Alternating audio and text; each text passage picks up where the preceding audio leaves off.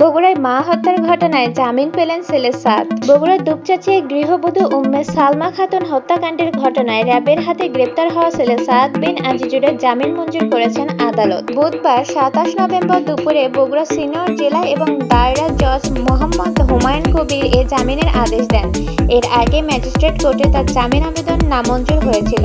দুপচাচিয়া উপজেলার সদরের জয়পুরপাড়ার গত ১০ নভেম্বর সকালে নিজ বাড়িতে খুন হন গৃহবধূ উম্মে সালমা খাতুন। পুলিশ তার বাসার ডিপব্রিজ থেকে তার লাশ উদ্ধার করে। পরে নিহতের বড় ছেলে দুপচাচিয়া থানায় হত্যা মামলা দায়ের করেন। এই ঘটনায় র্যাব গৃহবধূ ছেলে সাদকে আটক করে পুলিশের হেফাজতে দেয় এবং র্যাব প্রেস ব্রিফিং এ জানায় ছেলে সাদ তার মাকে হত্যা করেছে বলে র্যাবের কাছে স্বীকার করেছে। পুলিশ সাদকে ৩ দিনের রিমান্ডে নেয়। এদিকে এই মামলা পুলিশ অন্য ৩ আসামি মাবিয়া মুসলিম এবং সুমনকে গ্রেপ্তার করলে হত্যাকাণ্ডের প্রকৃত রহস্য বের হয়ে আসে। আসামি মুসলিম স্বীকারোক্তিমূলক জবানবন্দিতে হত্যা ঘটনায় সাদের কোনো সম্পৃক্ততা পাওয়া যায়নি। এ কারণে সাদকে জামিন দিয়েছেন আদালত। এ ঘটনায় সাদের বাবা বলেন, আমার নিরপরাধ পুত্রকে মিথ্যা অভিযোগে গ্রেপ্তার করা হয়েছে। তার বাবা আরও জানায় যে এ বিষয়ে র্যাবের বিরুদ্ধে কী ধরনের ব্যবস্থা গ্রহণ করা হবে তা পরিবারের সাথে আলোচনার পরে বলতে পারবো।